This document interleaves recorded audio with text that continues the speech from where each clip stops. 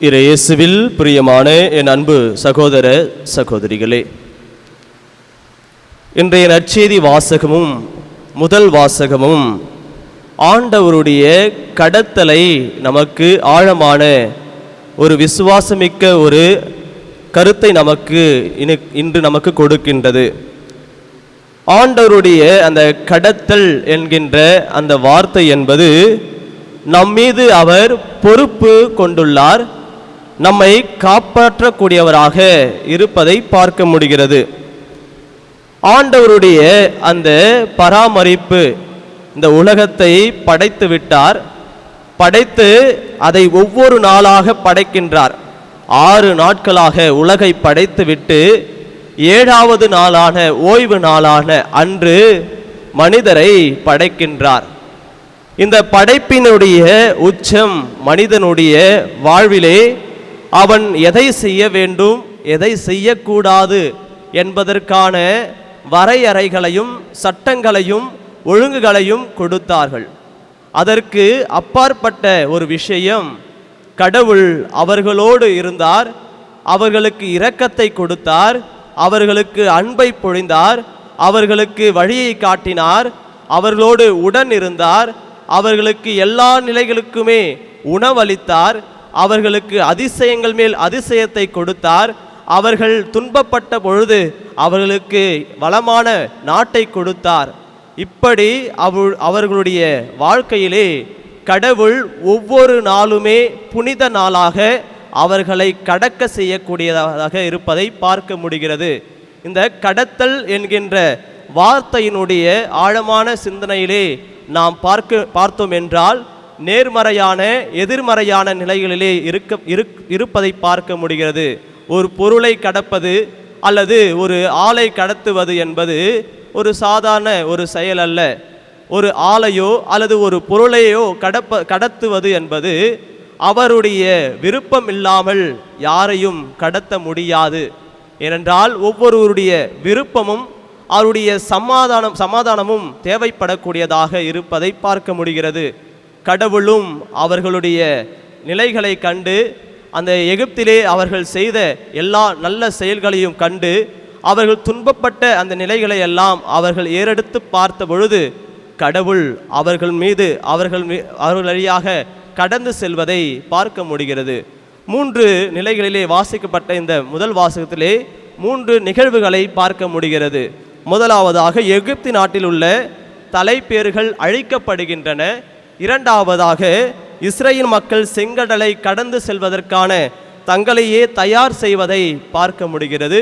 3வது பாஸ்கா விழாவுக்கான தோற்றுவிக்கப்பட்ட அந்த நேரத்தையும் குறிப்பிடப்படுகின்றது.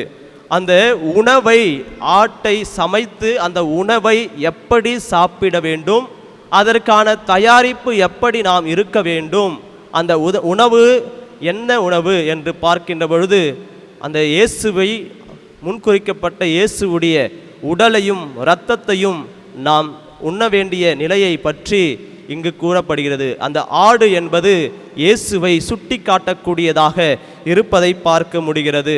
அவர் நம்மை கடந்து அந்த இரத்தத்தை அந்த கதவின் மீது தெளித்து நமக்கான வாழ்வை தரக்கூடியதாக இருப்பதை பார்க்க முடிகிறது. அன்பு சகோதர சகோதரிகளே, இதையே இன்றைய நற்செய்தி வாசகத்திலும் வாசிக்க கேட்டோம். நற்செய்தி வாசகத்திலேயும் இயேசுவும் சீடர்களும் அந்த வயல்வெளியிலே கடந்து செல்கின்றார்கள். வயல்வெளியிலே கடந்து செல்கின்ற பொழுது மனிதர்களாகிய அனைவருக்குமே இயல்பாக இருக்கக்கூடியது பசி. பசி இல்லாமல் ஒரு மனிதனும் வாழ முடியாது. எப்படியானாலும் அவர்களுக்கு பசி தூண்டக்கூடியதாகத்தான் இருக்க வேண்டும். அந்த பசியிலிருந்து அவர்கள் அந்த கதிரை எடுத்து கொய்துகின்றார்கள். அது எந்த நாள், எந்த நேரம், எப்படி பார்க்கவில்லை. அதிலுடைய உண்மையான பொருள் பசி, அவ்வளோதான். பசிக்காக அவர்கள் அந்த கதிரை கொய்துகிறார்கள். ஆனால் அங்கிருக்கின்ற பரிசேயர்கள் இவர்கள் ஓய்வு நாளை மீறுகிறார்கள், இவர்கள் சட்டத்திற்கு புறம்பாக தன்னுடைய செயல்களை செய்கின்றார்கள் என்று அந்த சட்டத்தையே அவர்கள் இயேசுவிடம் உச்சரித்து இயேசுவிடம் இருந்து இந்த பதிலை அவர்கள் பெற்றுக்கொள்கின்றார்கள். தாமும் தம்மோடு இருந்தவர்களும் பசியாய் இருந்தபோது தாவீது என்ன செய்தார் என்பதை பற்றி இயேசு அவர்களுக்கு கூறுகின்றார். நீங்கள் வாசித்ததில்லையா? நீங்கள் ஒரு சட்ட அறிஞர்கள் தான், பரிசேயர்கள் தான், இதை பற்றி உங்களுக்கு தெரியாதா என்று இயேசு அந்த பரிசேயர்களை பார்த்து இவ்வாறாக கூறுகின்றார். அதேபோல் அந்த அப்பமானது, அந்த அப்பத்தை அந்த தாவீது உண்ட பொழுது அவர்கள் நிறைவு பெற்றார்கள். அந்த நிறைவு பெற்றதன் வழியாக அந்த பழியை, அந்த குற்றத்தை தாவீது ஏற்றுக்கொண்டார். அது அந்த நேரத்திலே அந்த சட்டம் ஆனது போடப்பட்ட பொழுது அந்த அப்பத்தை உண்ணக்கூடாது என்ற சட்டம் இருந்த பொழுதும் அந்த சிறுவன் அவன் சாப்பிட வேண்டும் என்பதற்காக தாவீது அந்த அப்பத்தை அவரிடம் கொடுக்கின்றார். கொடுத்து அந்த பழியை இவர் ஏற்றுக்கொள்வதை பார்க்க முடிகிறது. இயேசுவும் அதே போல்தான் சீடர்களை கண்டனம் செய்கின்ற பொழுது இயேசு அதை ஏற்றுக்கொள்கின்றார். அவர்களுக்கான அந்த மாற்று கருத்தை, மனமாற்றத்தை, அவர்களுக்கான வாழ்வை தரக்கூடியதாக பார்க்க முடிகிறது.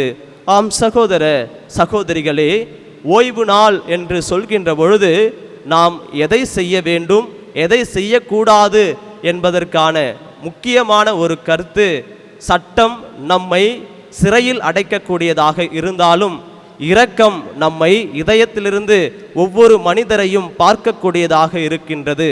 இரக்கம் என்பது மனிதருடைய இதயத்திலிருந்து வருகின்றது என்றால் அந்த மனிதர்கள் மீது நாம் கொண்டுள்ள அன்பும் ஆழமான அக்கறையும் தான் இன்றைய வாசகம் நமக்கு தெள்ள தெளிவாக கூறுகின்றது. நாட்களோ காலங்களோ மாதங்களோ வருடங்களோ சென்றாலும் நம்முடைய இரக்கம் ஒவ்வொரு நாளுமே இருக்கக்கூடியது தான்.